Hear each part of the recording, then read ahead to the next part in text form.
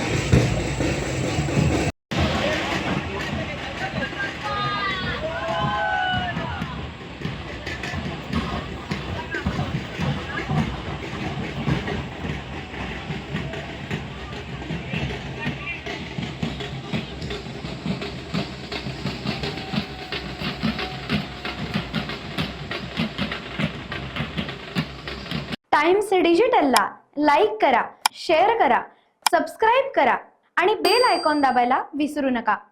Times digital.